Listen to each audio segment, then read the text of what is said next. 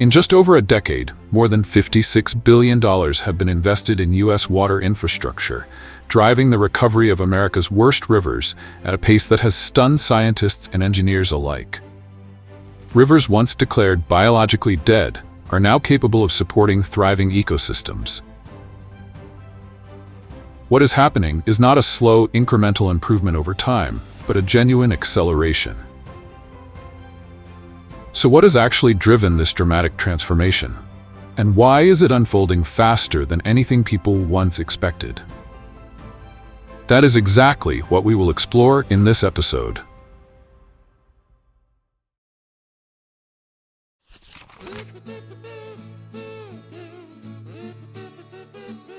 At the mouth of the Jones Falls, as it empties into Baltimore's Inner Harbor, stands an unlikely celebrity in American environmental engineering. A solar and water-powered trash interceptor, complete with playful googly eyes, known as Mr. Trash Wheel.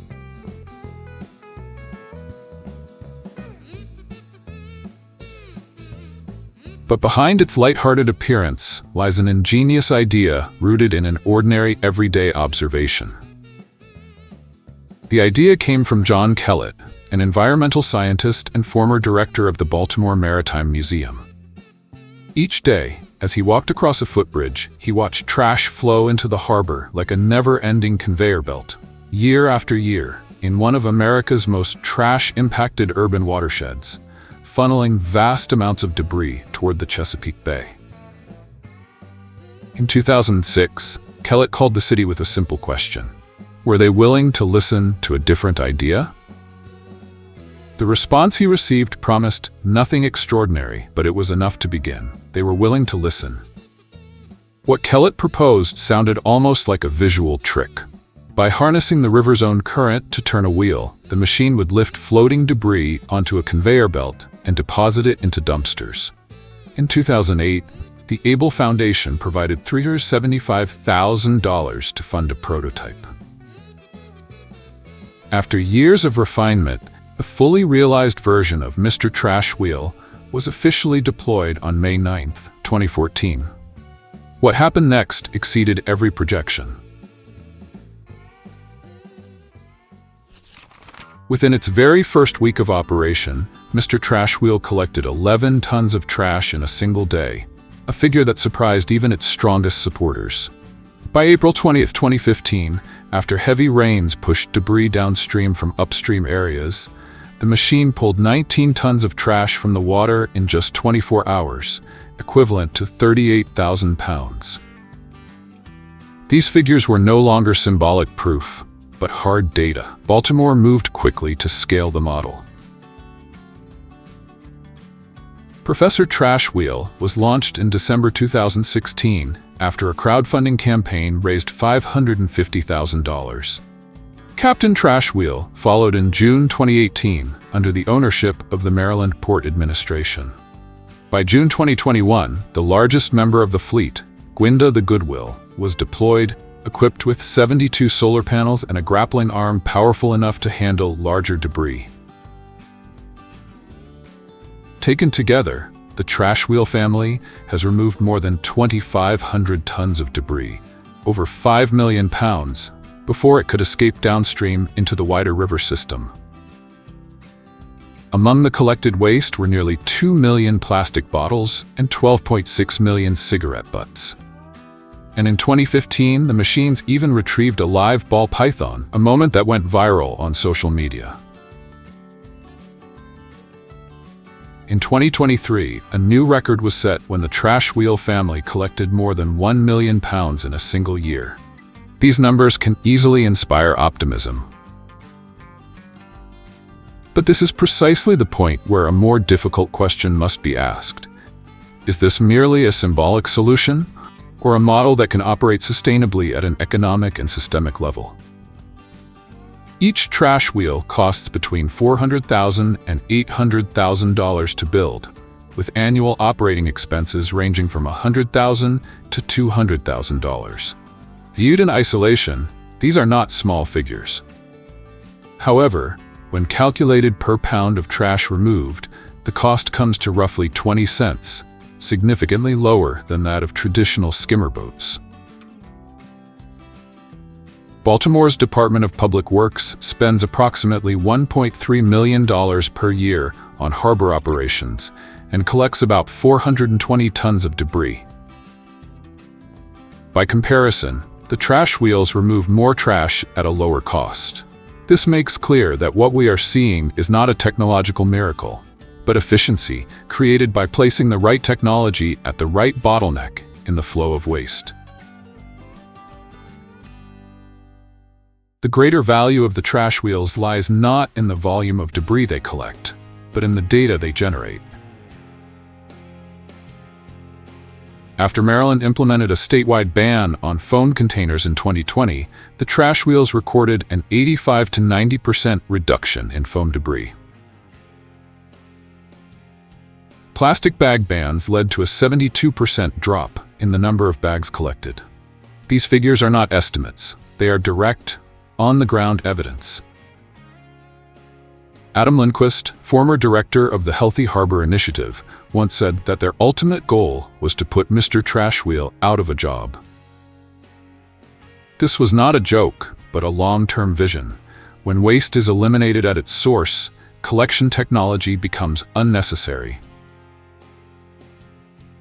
In April 2025, the Baltimore Ravens and the Bisciotti Foundation announced a $3.75 million five-year partnership aimed at removing an additional 5 million pounds of trash and growing 5 million oysters by 2030. A fifth trash wheel is now also in the planning stages.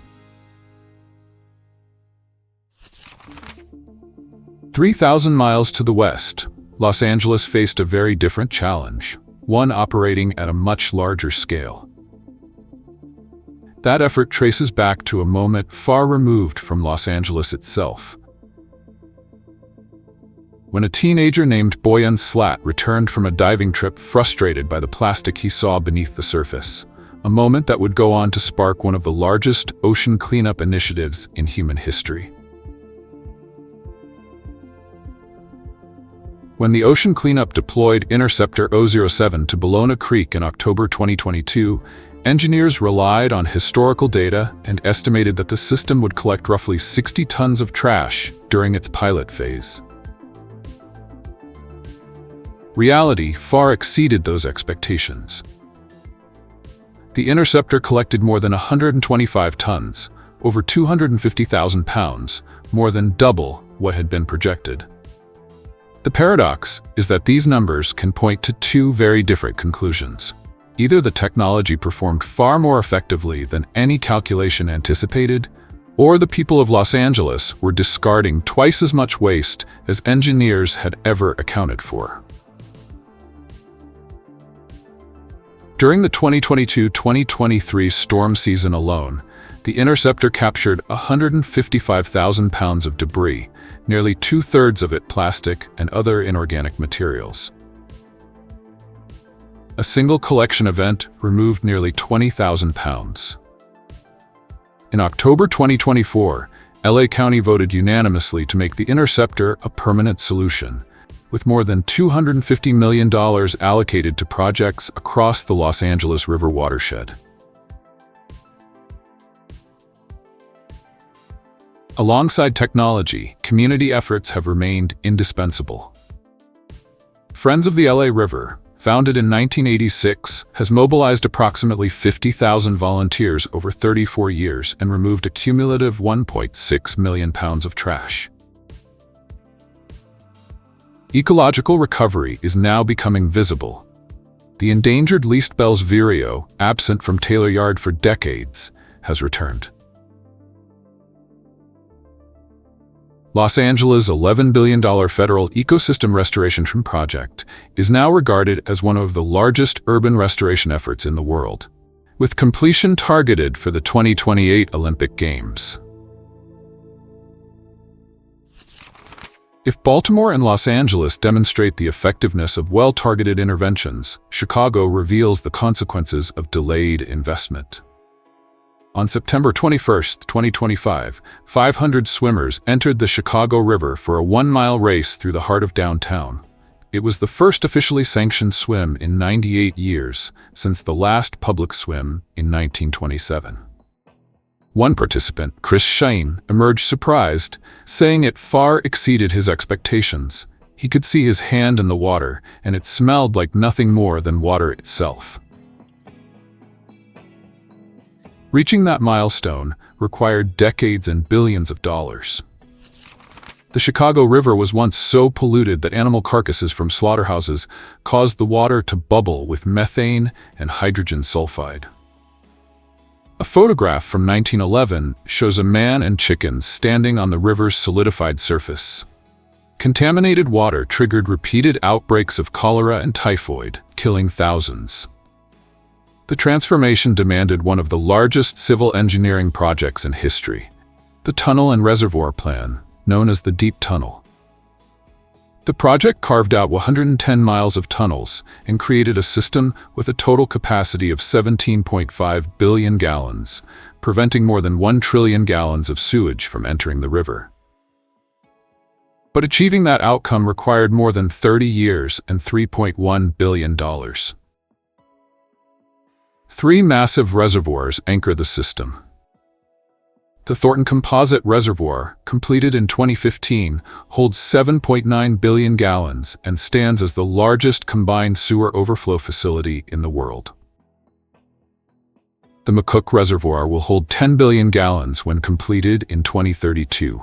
Together, the system's total capacity reaches 17.5 billion gallons, equivalent to 4,666 gallons per person in the service area.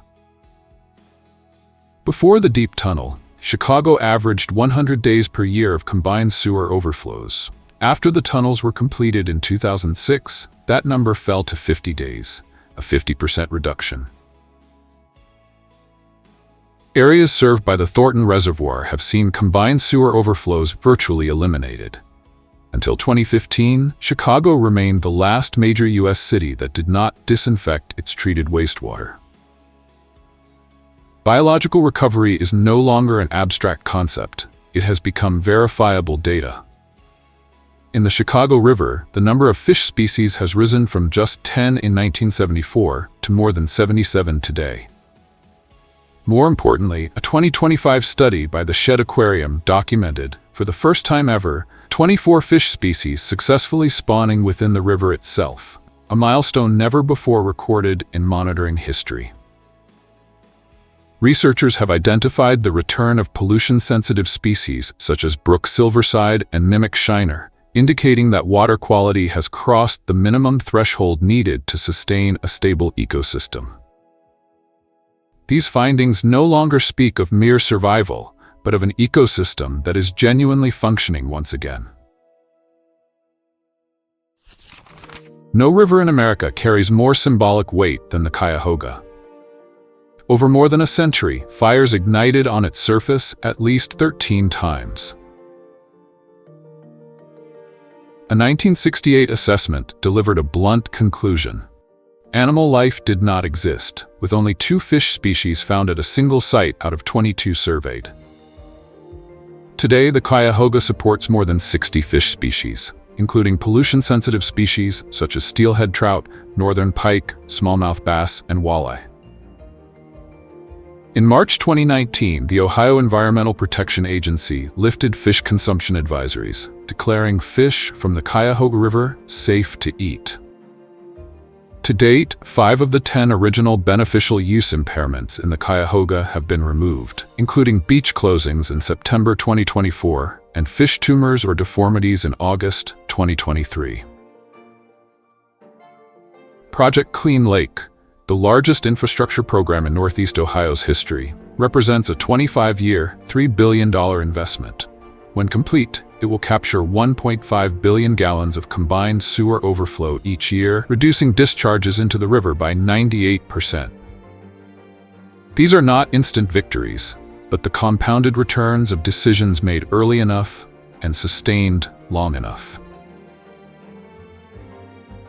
From Baltimore, where a small intervention stopped a massive problem, to Los Angeles, where technology confronted the scale of an entire urban system, and finally to Chicago, where the cost of delay was paid in decades and billions of dollars, America's rivers are showing us something unmistakable. they recover far faster than people once believed. We'll make America great again. Thank you, Ohio. Not because nature has changed, but because when human-made pressures are removed thoroughly enough, natural systems respond faster than even the most pessimistic models predict. What remains is a choice: invest to fix the system, or continue paying the price of hesitation.